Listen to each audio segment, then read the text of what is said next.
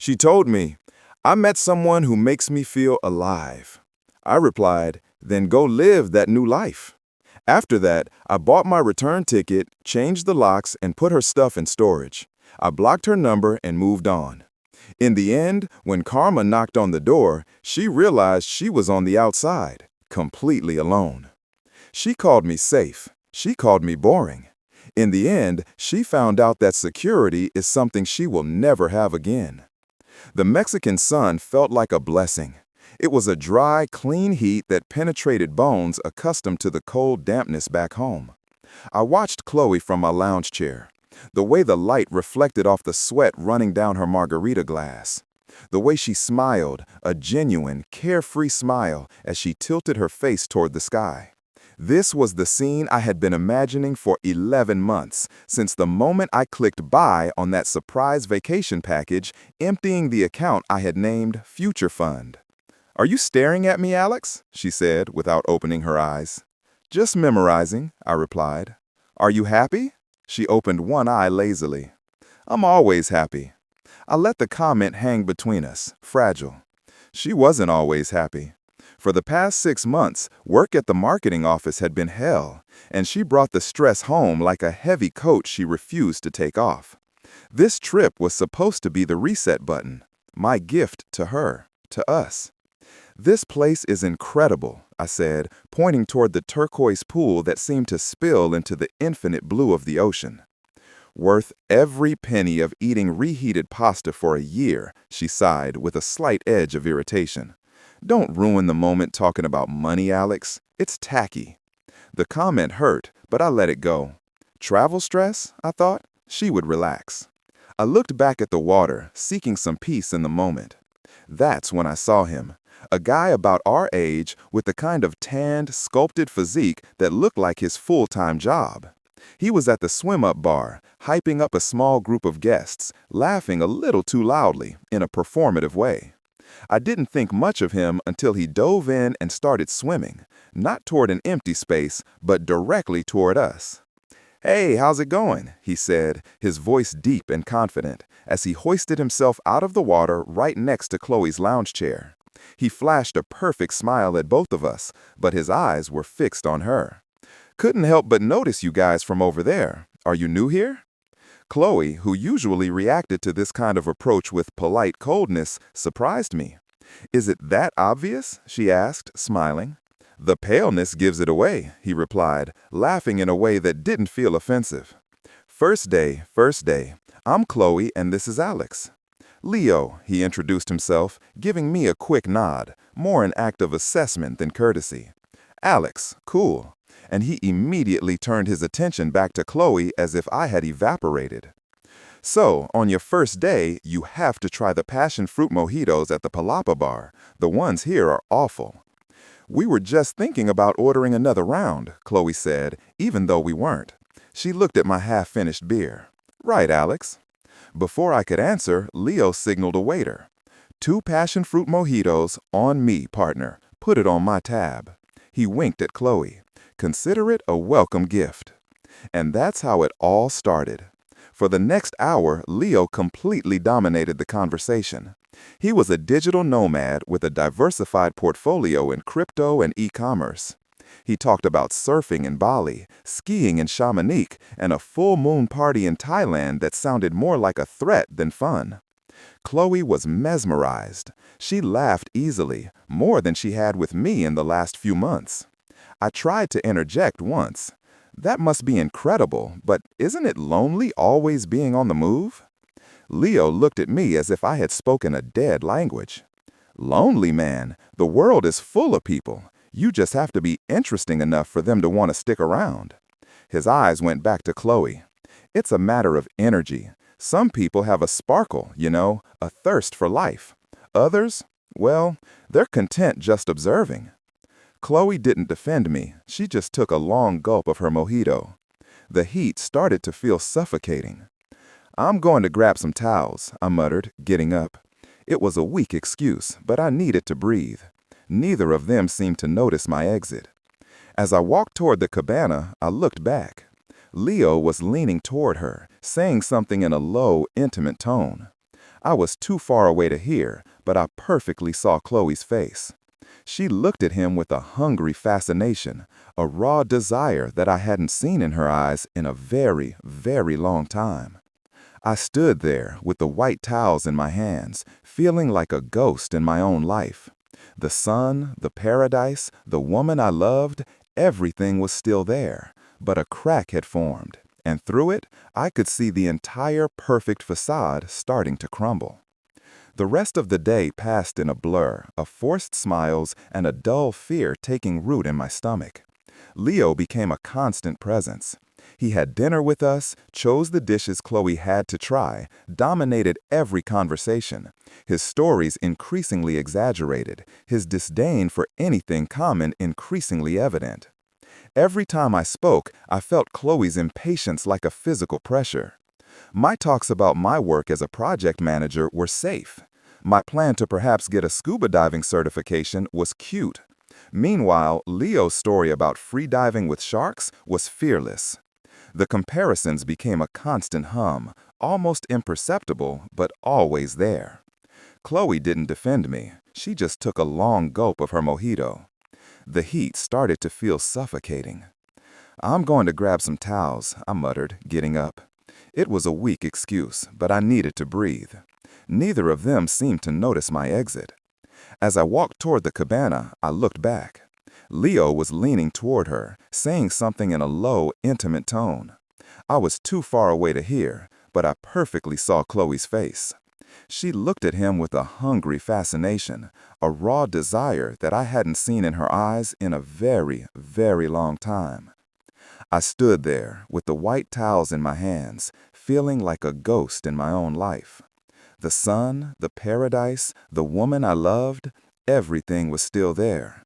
But a crack had formed, and through it, I could see the entire perfect facade starting to crumble. The rest of the day passed in a blur of forced smiles and a dull fear taking root in my stomach. Leo became a constant presence. He had dinner with us, chose the dishes Chloe had to try, dominated every conversation.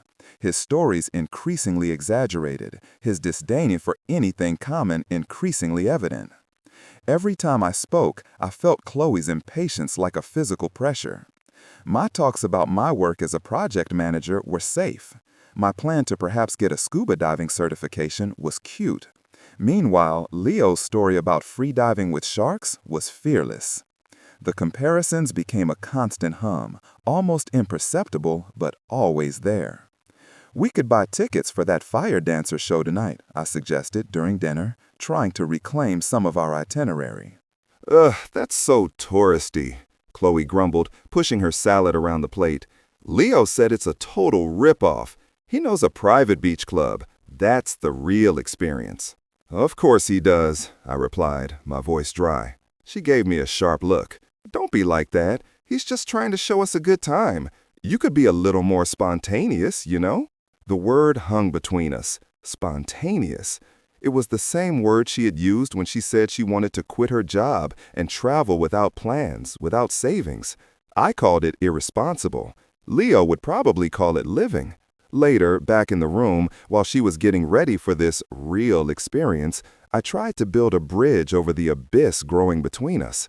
"Chloe, this guy, he's a bit much, don't you think?" She stood in front of the mirror, critically examining a tight black dress she had brought. "He's interesting, Alex. He's lived things. You should try talking to him instead of just sitting there judging." "I'm not judging. I planned this trip for us, for you, and now it feels like we have a tag-along." She spun around sharply, her eyes blazing.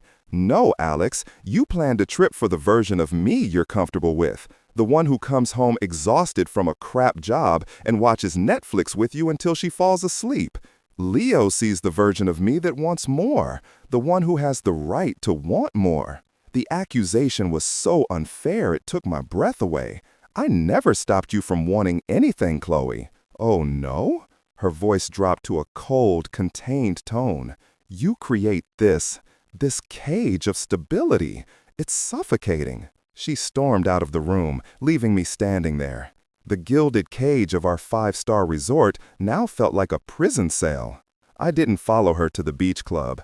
I stayed on the room's balcony, listening to the symphony of crickets and distant waves, a stark contrast to the chaos inside me. I knew, with a cold, growing certainty, what was coming. She came back around 2 a.m. I was still on the balcony, holding a forgotten warm beer. The glass door slid open. She walked in. She smelled of salt, smoke, and another man's cologne. Without facing me, she walked to the railing and looked out at the dark ocean. "I can't do this anymore, Alex." The words were low, but they hit me like a physical blow. Even though I expected it, their finality took my breath away. I stayed silent. I just waited, my heart beating heavily, dully in my chest. She turned to me in the faint light. Her face showed no sadness or doubt, only resolution, almost a cruel pride. "I met someone who makes me feel alive," she said, her voice gaining firmness, "and being with you is like slowly dying." It was over. I let the silence stretch, the ugly words hanging in the humid air between us. I took a deep, slow breath. "Okay," I replied with an unnatural calm. "I understand." She frowned slightly, confused. This wasn't the script she expected. "Leo?" I asked, the name tasting like ash. "That doesn't matter," she said, a flash of irritation in her eyes.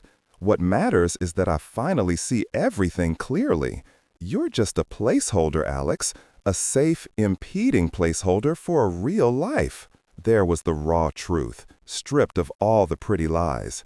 The future fund savings, the careful planning, the years of loyalty, it all boiled down to that. I was a substitute. "Okay," I repeated. I stood up, walked past her, and went to the closet. I grabbed my suitcase, put it on the bed, and started packing calmly, almost mechanically. I folded the t-shirts, put the shoes in a separate bag. I heard her footsteps approaching. She was at the door, arms crossed, watching me. The confusion on her face gave way to anger. "Is that it?" she finally exploded. "You're not even going to fight for me? You're just going to pack your bags?" I zipped the suitcase shut with a firm, definitive sound. I looked at her, really looked for the last time. The one I thought I would build a life with had disappeared, replaced by a stranger dominated by an exciting, destructive fantasy. "You made your choice," I said, "so follow that new life." I respect that. The word respect was not said as a gesture of generosity, but as a blade. She stood there paralyzed, not understanding. Her big, dramatic scene was being met with calm, efficient agreement. I picked up my suitcase and backpack. I walked to the door. "Where are you going?" she shouted, her voice sharp. "Home. And what about me?" "That's not my problem anymore," I replied, stopping for a moment at the door. I walked out. I didn't slam the door. I closed it with a soft click. Necessary. The hallway was silent and empty. My mind was strangely clear, like a wiped slate, free of the noise and the pain. In the elevator, I opened my phone. I searched for the first available flight back home, a red-eye leaving in 3 hours. I bought a one-way ticket. The price was an abstraction. Then I found her number in my contacts. I didn't scroll through our old photos or reread our conversations. I simply pressed block. The confirmation message appeared on the screen at the same moment the elevator doors opened to the grand, deserted lobby. I walked through it, the sound of my luggage wheels rolling at a steady pace over the marble, a ghost already fading from the scene of his own life. The flight back was a liminal space, a pressurized, silent tube crossing the darkness between two worlds. I didn't sleep, I didn't cry. I kept looking at the moving map on the screen in front of me, watching the airplane icon slowly leave the vibrant coast of Mexico and cross the dark emptiness of the Gulf. It felt symbolic. I was leaving behind the colorful, chaotic drama for something quieter, darker, but also something entirely my own. I landed shortly after dawn. The air at the airport was cold, sterile, familiar, a shock after the tropical humidity, a punch of reality. I took an Uber home. The city was waking up in shades of concrete gray. It felt more real, more honest than the manufactured paradise of the resort ever was. The key turned in the lock of my apartment. I pushed the door open and was greeted by a wall of silence. It was a heavy, expectant silence, saturated with the ghost of her presence. The pillows arranged exactly how she liked them. The brand of candle she loved on the coffee table. One of her jackets hanging on the back of a chair. For an instant, the weight of it all threatened to crush me. The memories, the plans, the absurd waste of everything. Then I took a deep breath and began to act. The first thing I did was call a 24-hour locksmith. While I waited, I opened the Notes app on my phone, the project manager in me taking over. It was a familiar, comforting process. Define the problem, divide it into tasks, execute. Lock change in progress. Remove her belongings. Separate finances. Reclaim the space. The locksmith arrived, a gruff, direct man who asked no questions. The sound of the drill biting into the door jamb was violent, final. When he handed me the 3 new silver keys, I felt the cold, clean metal in my palm. Objects of power. They signified control. Next, I went to the storage closet and pulled out all the moving boxes I could find. I started in the bedroom, opening her side of the closet. The expensive perfume, that intense floral scent I had saved for months to buy, escaped into the air, and for a second, it was like a physical blow. I stood still, breathing, letting the pain wash over me. Then I exhaled, and it was gone. I started taking dresses, blouses, and shoes off the hangers, folding everything into boxes, without anger, without sadness, with the distant efficiency of a warehouse worker. That was no longer her space. Those were no longer her things. They were just objects occupying my territory, and they needed to be removed. I didn't rummage through anything. I didn't read old birthday cards or look at photos. I was an archaeologist, cataloging and packing an extinct civilization. It took me all day. When I finished, a tower of cardboard boxes occupied the living room, a monument to a shared life that had now come to an end. I rented a small storage unit online 10 minutes away. I loaded the boxes into the car, made 3 trips, and stacked them neatly inside the sterile beige cubicle. I took a photo of the unit number and the padlock I placed on it. Then I found her mother's number on my phone, a woman who never thought I was good enough for her daughter, and sent a simple message. Chloe's personal belongings are in Unit 47B at Security Store on 4th Avenue. The access code is 1892.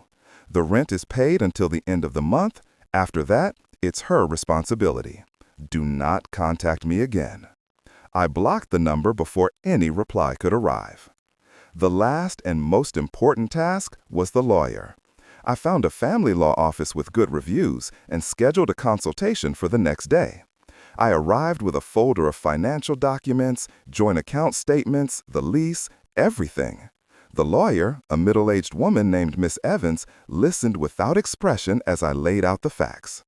We are not married. She abandoned the residence and, by her own words, the relationship. I removed her belongings to prevent any claim of possession. I want her to be legally and financially disconnected from my life as completely and quickly as possible. Miss Evans nodded, a slight trace of approval in her eyes. That's surprisingly clear. We can file an action on the joint account and draft a formal letter terminating any right of occupancy. Perfect, I replied. I took a week off work, not to hide, but to recalibrate. I bought new sheets in a color she would hate. I threw away the candle and the pillows. I rearranged the furniture. I painted an accent wall a deep navy blue. With every change, the apartment stopped being ours and became mine. The silence, once oppressive, began to sound like peace. The emptiness came to mean space. Space to breathe, think, exist. I didn't wonder what she was doing. I didn't imagine her on a beach with Leo, living her real life. The part of my brain responsible for worrying about Chloe had been surgically removed. I was free. While I was painting my wall and rebuilding a new life from the ashes of the old one, karma was doing its own work thousands of miles away. I didn't know it yet, and I didn't need to. The first sign didn't come as a feeling of schadenfreude, but as a vibration in my pocket.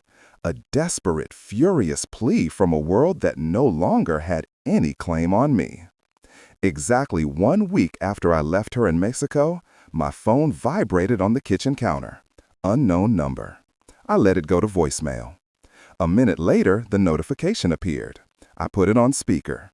The sound echoed through my minimalist apartment. "What the hell, Alex? I'm back. The keys don't work. Where's my stuff? Call me back." "You?" Chloe's voice was an amalgam of confusion and fury, with no trace of regret, just the wounded arrogance of someone who believed she was entitled to everything. I deleted the message and blocked the number. The silence returned, deeper than before. The next day, the flying monkeys arrived. My phone lit up with a notification from someone I hadn't heard from in months, Sarah, Chloe's best friend. I answered, curious to see the new script. "Sarah, Alex, hi. Look, I know what Chloe did was a shitty thing, but you can't just lock her out of her own home. She has nowhere to go. That guy, Leo, he cleaned her out, took all the money and disappeared. Sarah, it's not her home anymore. The lawyer explained everything in the letter." "A lawyer? Seriously? She made a mistake. We all make mistakes. Have a heart. She's devastated. My heart is no longer her problem, or yours. Goodbye, Sarah." I hung up, blocked her. The ease with which I did this was a revelation. Their drama was a fire, and I had ceased to be fuel. Then came the messages. New number, but the voice, even written, was unmistakably Chloe's.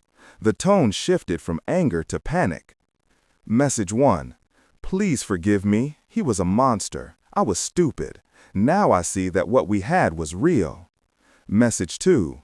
"I'm at the 7th motel. It's horrible. I'm broke. My card is maxed out because of the ticket. Please, just let me talk to you." Message 3. "You were always my safe harbor. Don't you remember the good times? The way you looked at me? I love you. I never stopped loving you." I read each one, feeling only a distant, analytical interest, as if I were reviewing a bad script. The safe harbor she had so easily discarded, the good times she had called a slow death, the love that only existed as long as I wasn't boring. The words had lost all power. They were just ink on the screen. A few days of silence passed. Then another call, a new number. I felt a strange sense of closure, knowing this would be the final act. I answered, saying nothing. "Hello? I know you're there. Say something. How can you be so cold? After everything we had, you're going to abandon me like this? You're a coward." I let the words hang in the digital space between us. I heard her ragged breathing. "It's over, Chloe." Silence. Then a sob. "Hello? I need you." The storage unit is paid until the end of the month. Any further communication must go through my lawyer. Do not contact me again. I ended the call. My finger hovered for an instant over the block button, then I pressed it. The final, soft click of a door closing forever. 2 months is a long time when dedicated to silent rebuilding. I moved out of the old apartment into a modern condo with a view of the city skyline. I dove into work, not as an escape, but as a channel for my new focus. I was promoted to lead project manager. I started dating a woman from the yoga studio occasionally, someone who laughed easily and never, not once, called me safe. One night, coming back from a meeting, the cold air was a welcome relief. The underground garage was quiet, my steps echoing on the concrete. I was almost at my car when a silhouette detached itself from the shadows near the elevator. "Alex." I paused. It was Chloe. She looked faded, her hair dull, her clothes wrinkled, the frantic, hungry look recognizable. I kept walking, only slowing my pace. "There's nothing to talk about, Chloe." She rushed to keep up with me. "We need to talk this through." I reached my car and pressed the remote. The lights flashed. "No, Chloe, we don't need to." "I get it. You're hurt. I'm hurt too. He destroyed me. But we can get through this together. We can be stronger." Her voice pleaded, but there was still a tone of demand, as if she were explaining something obvious to a stubborn child. I stopped my hand on the door handle, looking at her. I felt no anger, no pity, just an immeasurable distance. This was the final encounter, and I knew exactly what to say. "You've got it all wrong," I said. My voice was calm, but perfectly audible in the sterile garage. "This isn't about hurt. It's about irrelevance." She recoiled as if I had slapped her. "The man you knew, the one you called safe, he stayed in Mexico. The man I am now has no space for you. Not in his life, not in his thoughts, and not in the peace he's built. What you went through with Leo, that's your karma, not my problem." I watched the last flicker of hope in her eyes die, replaced by a blank, terrible understanding. She hadn't just lost the relationship, she had lost the war. She had no power here anymore. "We are strangers, Chloe, and it's better we stay that way." I opened the car door, got in, and closed it. The sound was a soft, definitive thud. Through the windshield, I saw her standing, small and broken, in the middle of the cold immensity of the empty garage. I started the engine, shifted into reverse, and drove out. I didn't look in the rearview mirror once. When I merged into the flow of city traffic, the bright lights reflecting inside the car, what I felt wasn't satisfaction, wasn't victory. It was peace, a deep, unshakable peace. She hadn't just lost a boyfriend. She had lost access to the man I was destined to become. A man of quiet strength, of unshakable boundaries. A man who finally understood his own value. And that man, the one she would never know, was finally free. Reddit comment of the day: "Too bad her flight back didn't bring a refund, only regret."